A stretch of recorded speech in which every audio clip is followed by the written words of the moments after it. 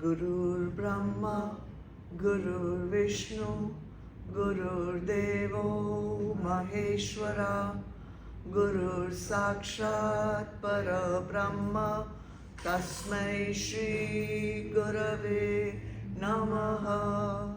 Akhanda Mandala Akaram, Vyaptam Yena Characharam, Tatpadam Darshitam Yena, Tasmai Shri Gurave Namaha. Hari Om Shri Gurubhyo Namaha. Hari Om. Dhyanamoolam Gurur Murti, Pujamoolam Gurur Padam, Mantramoolam Gurur Vakyam, Mokshamoolam Gurur Kripa.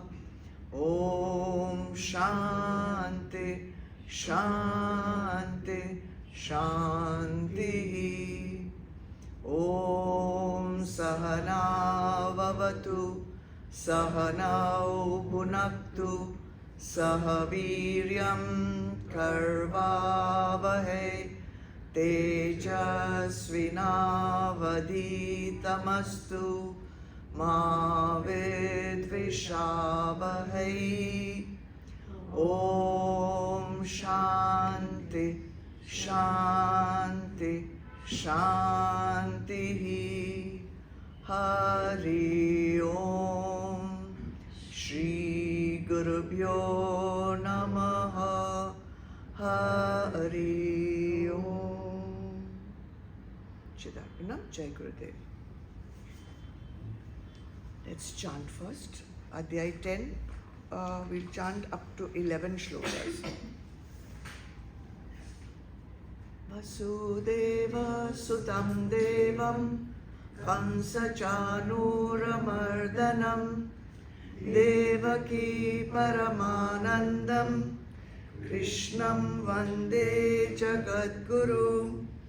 Om Shri Paramatmane Namaha. Atha Dashamodhyaya. Shri Bhagavan Uvacha. Bhuya eva mahabaho Shrinu me paramam vachaha Yatte ham priyamanaya Vakshyami hitakam yaya Na me vidu suraganaha Prabhavam na maharshayaha Aham adirhi devanam Maharshinam cha sarvashaha Yo mama jamanadim cha Vetti loka maheshwaram Asammura samarteshu Sarva pape pramuchyate Buddhir jnanam asammoha Shama satyam tamam shamaha Sukham dukham bhavo bhavo Bhayam cha bhayameva cha Ahimsa samata tushti Tapodanam yasho yasha Bhavanti bhava bhutanam Matta eva prithak vidha Maharshaya sapta purve Chatvaro manavastatha Madbhava manasa jata Yesham loka ima prajaha Etam vibhutim yogam cha Mama yo vetti tattvataha So vikampena yogena Yujyate natra sanshaya Aham sarvasya prabhavo Matta sarvam pravartate iti matva bhajante mam buddha bhava samanvitaha Macchitta madgata prana bodhayanta parasparam kathayantascha mam nityam tushyanti cha ramanti cha tesham satatayuktanam bhajatam priti purvakam dadami buddhiyogam tam Diyena mamupayanti te teshamevanukampartham aham ajnanajam tamaha nashayam yatma bhavastho jnanadipena bhasvata. Om Tat Sat. Welcome everyone to the center as well as on Zoom. We have done 5 shlokas up till now, and today we are having a short class, just 2 shlokas, and then the next one we'll have a longer class because those verses go together. So in shlok 4 and 5 that we did last time, 20 vibhutis we were given by Bhagwan. They are the special manifestations of Bhagwan, which are different characteristics in each one of us.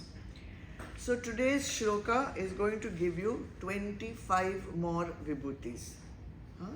So let's read shlok number 6 one more time. Maharshaya sapta purve chatvaro manavastatha madbhava manasa jata yesham loka ima praja.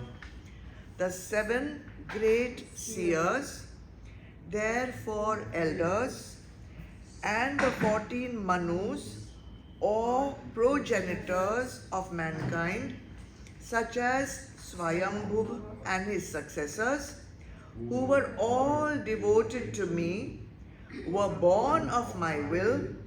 From them, all these creatures in the world have come into being. Okay, one second. I will just give them. Okay, take the meanings first. Purve, the ancient. Sapta, 7. Maharshaya, great seers. Rishis. Chatvaro, 4 elders. Tatha, and Manava, standing for 14 Manus.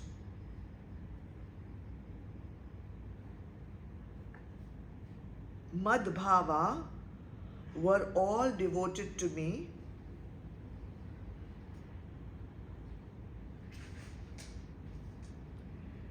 Manasa Jata were born of my will.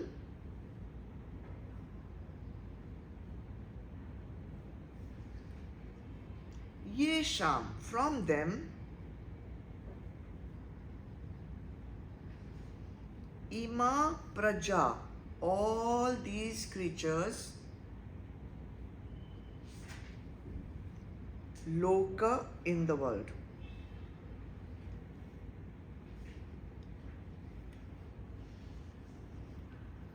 Now you remember when we did the earlier shlokas in Adhyay 8, we said that there is one manifest world. That manifest world has originated from the unmanifest world. And beyond the unmanifest world, there is the higher supreme being. So all the this entire world is a manifestation of that supreme being. So from where did this manifested world come from? So from some special manifestations, this entire world originated, and that's what this one shloka is trying to tell us. So, what are the 25 vibhutis in this shloka? 7 Rishis, 4 elders, and 14 Manus. So this shloka is explaining the cosmology of the universe. It is an explanation given in Dvait Vedant for the existence of the world. So according to the Purans, in the beginning there was only existence, right? Sat, there was only Sat. Divine principle, pure consciousness, or whatever you want to call it, Atma, Brahma, whatever you want to call it. Then according to the Purans, it was said that the one decided to be many. I alone was there in the beginning. Bhagavad Puran has that line. I alone was there in the beginning. Nothing existed except me, whether it was manifest or unmanifest, whether it was vyakta or avyakta. So when whatever that divine principle decided that there will be a manifest world, so before creating the material world, Brahmadev said that we must have some principles on which this manifest world will operate. You cannot just create something and how will it work? How will it function? So he said that I will have some manifestations. I will create some entities which will represent the divine wisdom on which the entire universe will function. So these 25 vibhutis which we are talking about today represent the basis, the wisdom, the teaching on which this entire universe functions, the dharma of the universe. So let's take them one by one. And then there is one word there, Manasa Jata. Manasa Jata means all these vibhutis are Manas Putras of Brahmadev. Manas Putra means they are created out of his mind, created out of his sankalp, created out of his will. See, even as human beings, when we make a sankalp with a strong intention, have you not experienced that it has come true? Now we are talking about Brahmadev. Of course, with his sankalp, he can create anything. So out of his divine will, out of his divine sankalp, he created these 25 principles of wisdom, of teaching, of Vedantic truth, of Dharma. So these 25 are not born out of the womb that way. So that is the point that they are trying to make. So let's take them. 3 categories are there. So let's take the great seers, Maharshayaha, the great seers. There are 7 of them, and they are often referred to as Sapt Rishis. In astrology also, they are apparently one constellation is there of the Sapta Rishis, some Dipper or something. I'm not very sure of that. Big Dipper. Big Dipper or Ursa something they call it also. So they are eternal over there. So now, why were these 7 Rishis manifested? Why were they created? They were created to communicate the eternal truths of Sanatana Dharma. So what was the purpose of their creation? When they were created, they had already been infused with, you can say, they were already saturated with Brahma Gyan. They have all the knowledge of Brahma. Then they have tremendous superpower for tapasya.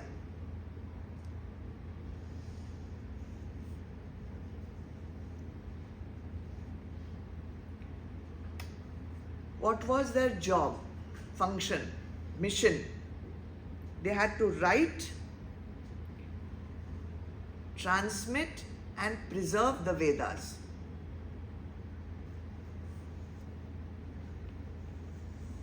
Because remember, Vedas were oral, there was nothing written. So they had to write that down. And their responsibility was that they have to be the guides for humans, they have to be guides for Devtas, and they have to be guides for Asuras also.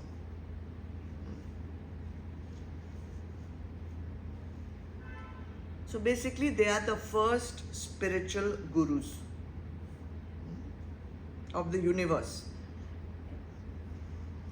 And they don't just, though they were on planet Earth also, they actually live in one very exalted regime called Maharlok. We'll talk about lokas one day. So in each kalpa, these rishis take birth again and again. Sometimes they change from kalpa to kalpa also. They are also referred to as kalpa gurus.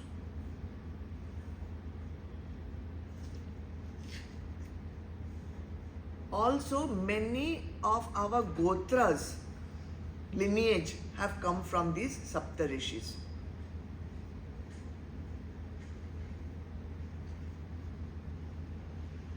It was not just Brahma Gyan.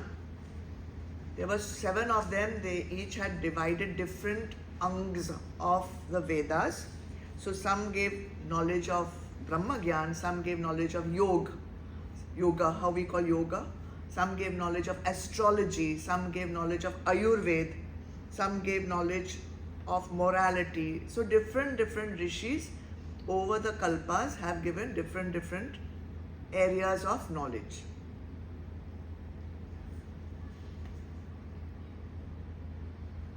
So in each kalpa or in each manvantara, one new set of rishis appear, get manifested. So in the very first manvantara, there were 7 rishis. If you're interested, I can tell you the names, but it's not really important. Now in our current manvantara, which we are living in right now, this manvantara, you can know the name. It's called Vaivasvat manvantara. Vaivasvat manvantara. And you can take the names of our current manvantara rishis.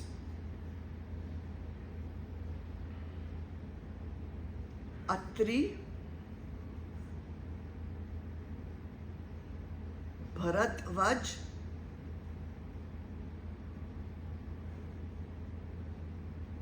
Gautam,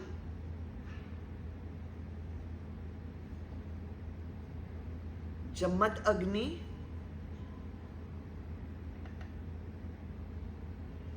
Kashyap,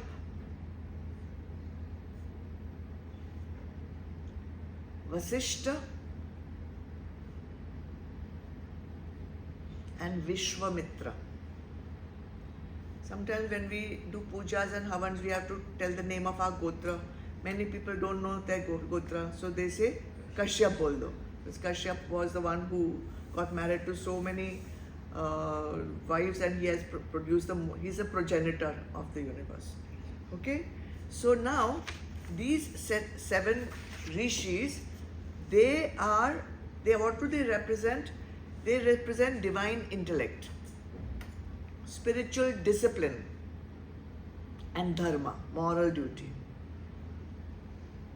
And since they were manifested out of the will of Brahmadev, they are vibhutis, special manifestations.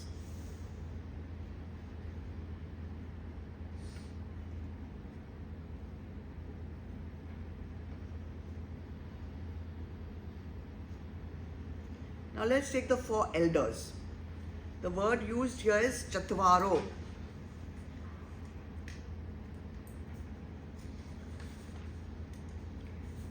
They are also called chatur sana. Chatur means 4, And Sana because their names all start with Sun. What are their names? Sanaka, Sanandan, Sanatan, and Sanat Kumar.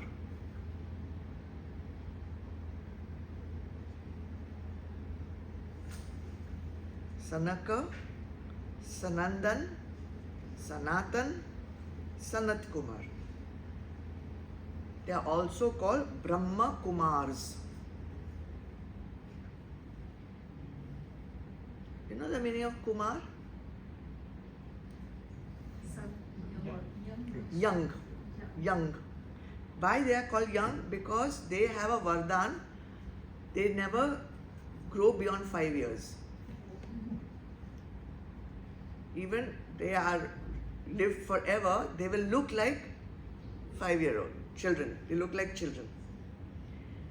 Sanaka his meaning is ancient.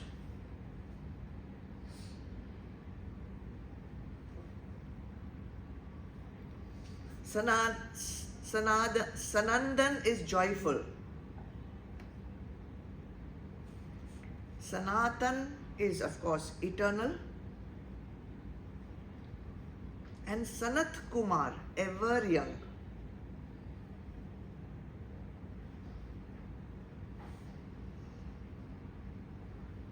So in Dakshinamurti Stotram also, they refer to these 4 Sanat Kumars, Brahmakumars, who come to hear Dakshinamurti ka teaching. Hear means there's nothing to hear, but they come to experience it. So they are eternal Rishis, they are eternal sages, and they roam around the entire universe to teach spiritual wisdom. That is their job.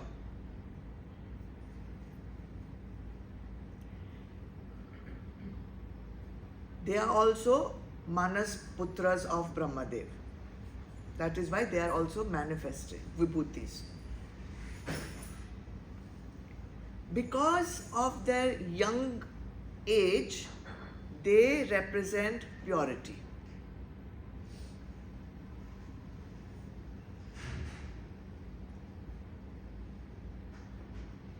So they've all come to teach us something. So their job is to teach us about how to stay ever pure. And how will you stay ever pure? By transcending the material world.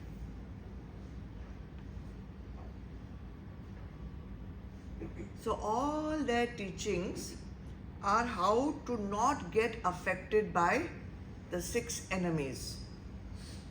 What are they? Kam, Krodh, Lobh, Moh, Mad, Matsarya. All their teachings are about that. Sadripu.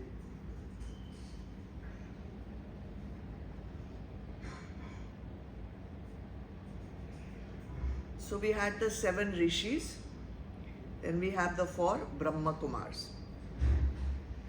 7 and 4? 11. And now you have 14 Manus.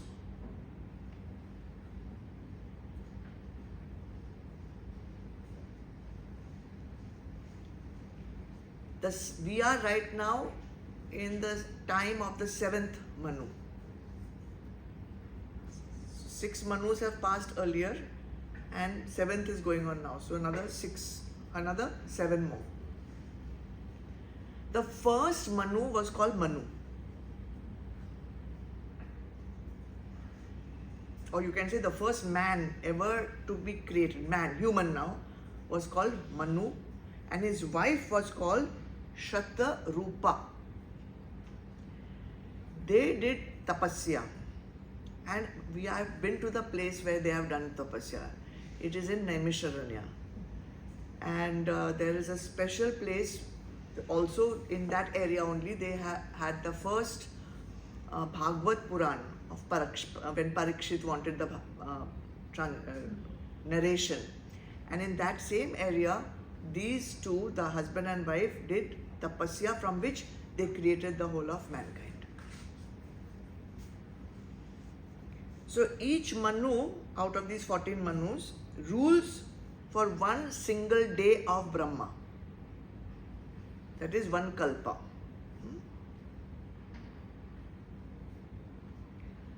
So here in the shloka,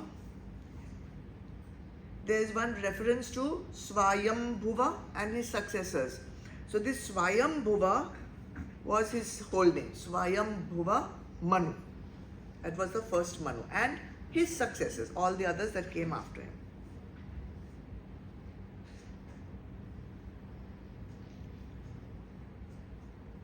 Our Manu now is called Vaivasvat Manu.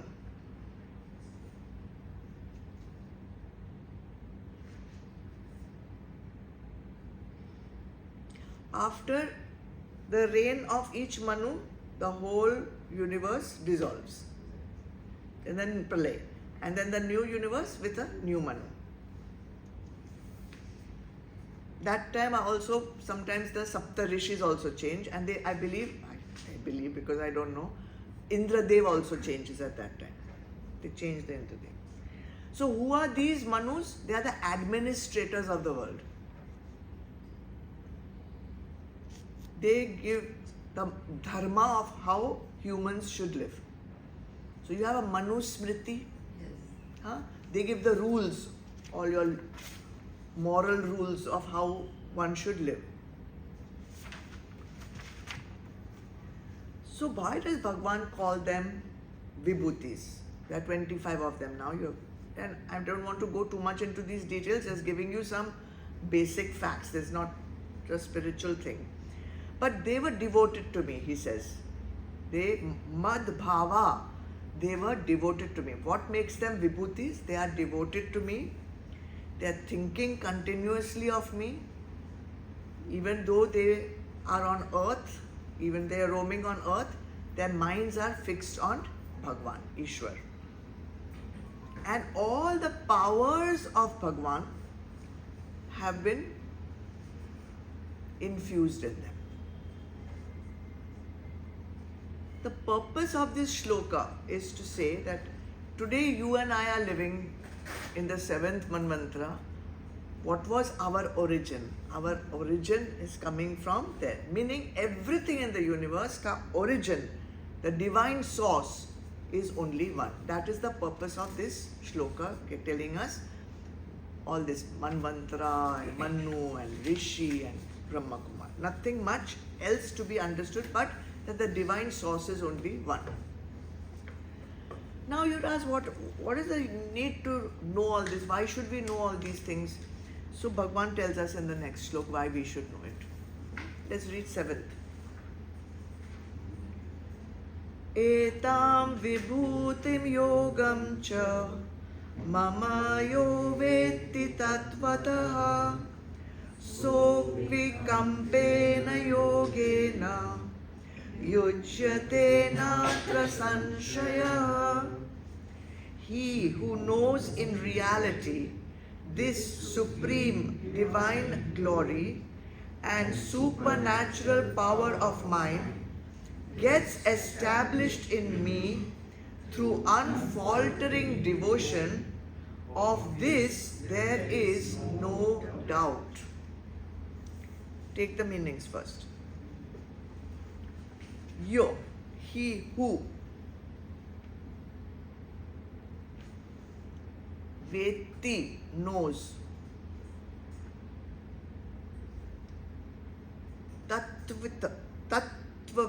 Tattvat, in reality, truly.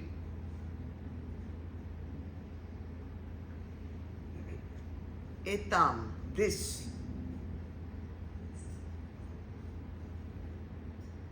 Vibhutim, manifestation, supreme divine glory. Cha, and. Yogam, supernatural power.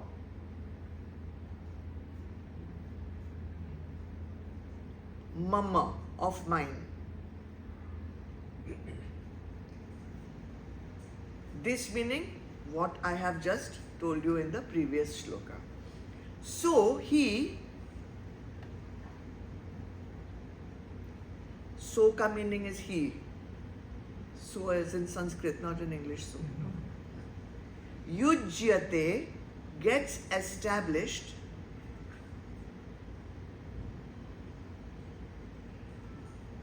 avikampena yogena through unfaltering devotion and steadiness of knowledge.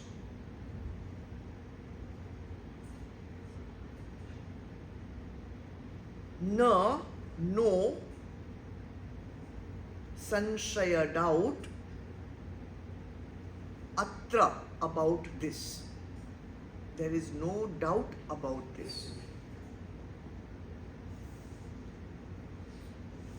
Every shloka of the Bhagavad Gita gives some pearls of wisdom.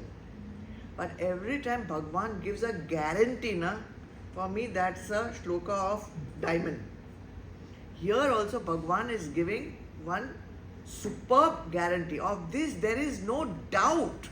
Okay. What is that guarantee he is giving? What is there no doubt about it? Bhakt gets established in me. Of this there is no doubt. That is what we are all trying to achieve. If we are not established in Atma, if we are not established in Brahma, at least we are established in Bhagwan as an initial step, right?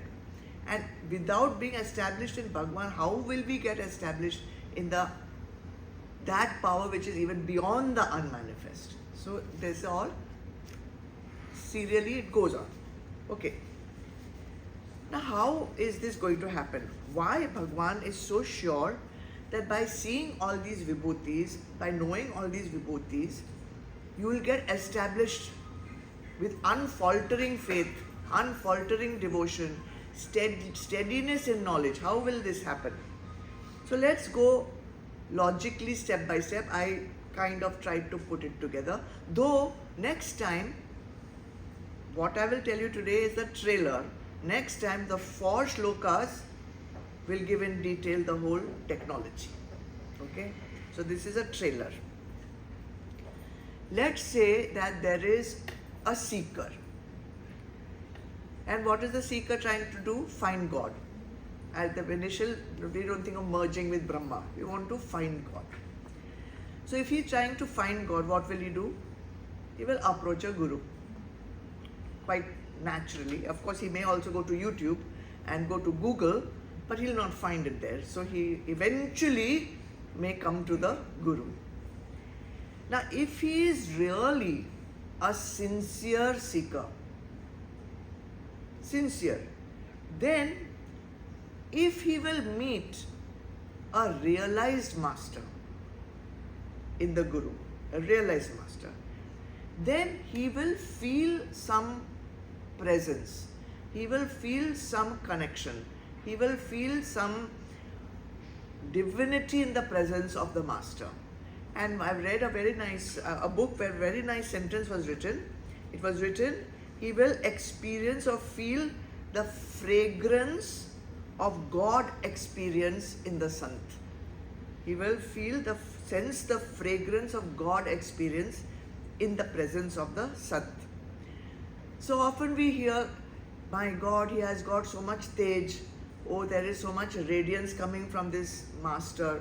So because he is a realized master and the seeker is sincere, he will recognize or he will feel that presence. Okay?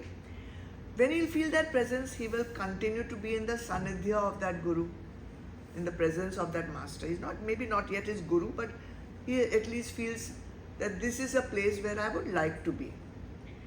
Then the guru will give some sadhana. So if he's a sincere seeker, he will start doing the sadhana. When he will start doing the sadhana, what will happen? Purification. What will be purified? His antakaran will be purified. When his mind gets slowly purified, the seeker now becomes the sadhak. The sadhak's mind gets purified more and more. Now, the idea is that the purification should happen to that much degree where the bhakt, the seeker, the sadhak becomes a bhakt. When he becomes a bhakt, he starts recognizing the divinity in the Guru. Now this is an important point that has to happen. If the bhakt does not see divinity in the Guru, it is very difficult for him to see it in himself, because that divinity in the Guru is like a mirror which will reflect his own divinity to him. So he will recognize the Guru as Guru Tattva. He will recognize the Guru Tattva of the Guru, the divine principle in the Guru. And you need to be a pure bhakt to do that. You need to have a refined antakaran. That is why the gopis in Vrindavan could see Krishna as Krishna, but Kans could not see. Duryodhan could not see. None of the Kauravas could see. Eventually, Arjun could see. So that sadhana, that understanding, that clarification, that purification happens, then the bhakt, the sincere seeker, the sadhak, when he will see that divinity in the Guru, that is the first vibhuti he will see. Because that will also be a vibhuti, a manifestation of the divine in the master. Now when he will recognize the Guru as a divine manifestation, there will be a samarpan in the bhakt. Now this samarpan is not really understood. Everyone thinks they have done samarpan, but samarpan is not to the person of the Guru. The samarpan is not to the nice way the Guru talks. The samarpan should not be about the traits of the Guru or the form of the Guru. The samarpan is a spiritual samarpan. Surrenderfulness. What does that actually mean? The ego is surrendered. The thoughts are surrendered. The intellect is surrendered. The emotions are surrendered. The vasanas are surrendered. That is samarpan. That is samarpan. Okay? So when the true surrender happens, when the true samarpan happens, whatever was coming in the way of him recognizing his own self will be moved aside. What was coming in the way? His own thoughts, his own emotions, his own preconceived notions. When all this is moved away, yog, what Bhagavan calls over here, yog happens. What is that yog? A connection. What is yog? Union. Union of what? Of the bhakt with that tattva, with that divine tattva in the Guru. And when that happens, the path has opened up, the obstacles have all been removed. The one who doubts, the doubter, who is doubting? Who doubts? Ego. Now doubter has been moved out. Therefore no doubt remains. When no doubt remains, the passage has been made clear for what? For Guru Kripa. For Guru Kripa. Guru Kripa is ever flowing. But if there's a blockage in your own antakaran, it is not, there is no passage for it to go through. So when you have removed all your preconceived notions, you have removed your sense of limited self, you have removed everything, Guru Kripa goes through and through, and that makes the self reveal the self. Because what is going through? The Kripa means the Atma of the Guru, which is the same as the Atma in the Bhakt. They just merge together. And that's why the self reveals the self. And that's what Bhagavan says. Now, We are going to the ekdam end result which we want. But even if we don't come to the end result, if Guru Tattva is merging right there with the Atma of the Bhakt, Bhagwan will be visible in everyone. Now that Sarvam Khalvidam Brahma which we talk about, he is not just seeing with Guru Kripa, he is not just seeing divinity in the Guru. Now he will be able to see divinity in every person. He will be able to see divinity in every living thing, in every man, in every woman, in every animal, in every bird, in every creature. So at the time of death, if he is yujyate, established in this knowledge, at the time of death, you tell me, prayana kale, what will happen? He will be taken to that realm from which he never has to come back to sansara. So this is the guarantee Bhagwan is giving here. Of course, if the sadhak goes further into the Gyan Marg with this knowledge, with this attachment, he will go directly into Videha Mukti, Jivan Mukti and Videha Mukti. But at least this much guarantee in the 10th Adhyay is there. If you are yujyate, if you are established in this connection with me, you will never have to come back. You will be saved. You will be liberated. But this connection has to be avikampa yoga. Avikam, unfaltering. Unfaltering devotion. Not from time to time. Not when you are doing puja or when you are coming for bhakti session. Unfaltering. It never falters. It never switches off. And steadiness of knowledge. Knowing what knowledge? There is only one source. And from that source, everything unmanifest and then manifest has come. We are all that. Everything in this universe has only one divine source. That nishtha has to be there. Then Bhagwan says, first you see the vibhuti in the Bhagwan, in the Guru, then you see the vibhuti in the grace of the Guru, and then the third vibhuti comes, Sarvam Khalvidam Brahma. Everything is there. That bhajan we sing, Sab Krishna Lage, Sab Krishna Lage. That is a vibhuti. You are seeing Krishna, Krishna, Krishna everywhere. That's a vibhuti. And this is for a mature, sincere sadhak.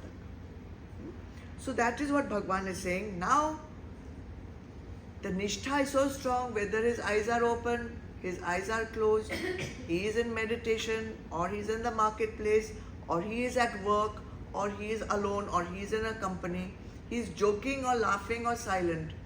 That steadiness of knowledge is there. Knowing very well, through the grace of the Guru, through the grace of Ishwar, he has come to that understanding. Bhagwan is the source of everything. So he knows in reality. Yo veti tatvataha. That sentence is there. Yo veti tatvataha. In reality, not through the book, but as his own experience.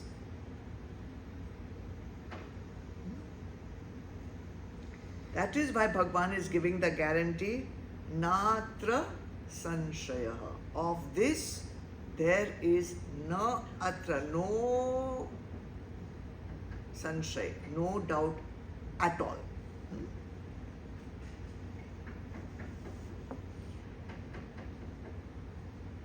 In fact, even in the third shloka, if you'll see in this very Adhyay, Bhagwan has already told us this. Let's read the English.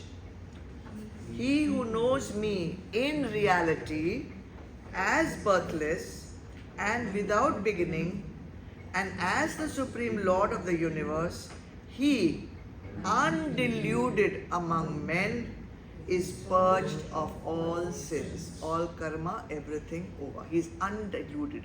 That moodata. Remember in the Bhaja Govindam, he was saying moodamate. You are deluded. You are a fool. You don't know the reality, and you are just wasting your time with worldly knowledge. You are wasting your time with worldly pursuits. But this person, undiluted, he is purged of all sin. Purged of all sin means cleansed of all his vasanas, because the vasanas are only what is making you go into the universe.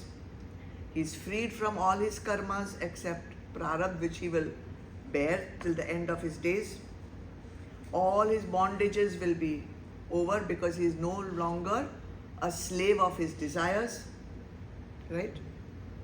He will be established in the self, yujyate. He will be released from ups and downs of sansara. That is what we want. Even if nobody says, I don't want moksha, but you still want to be free from the ups and downs of sansara.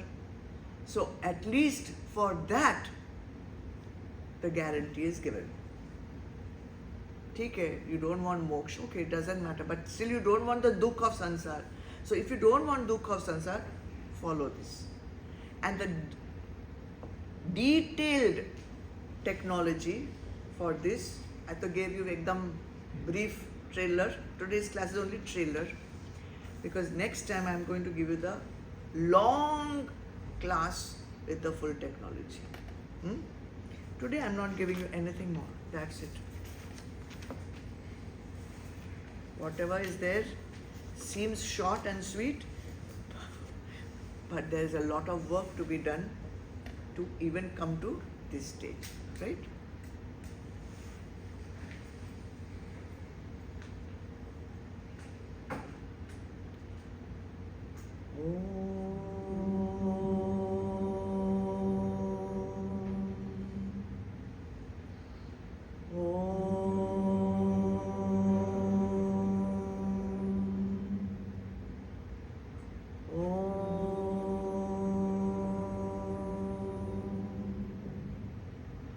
Asatoma Satgamaya Tamasoma Jyotirgamaya Mrityurma Amritam Gamaya. Om Shanti Shanti Shanti. Om Purnamada Purnamidam Purnat Purnamudachyate Purnasya Purnamadaya Purnameva Vashishyate. Om Shanti Shanti Shanti. Hari Om. Shri Gurubhyo Namaha. Hari Om.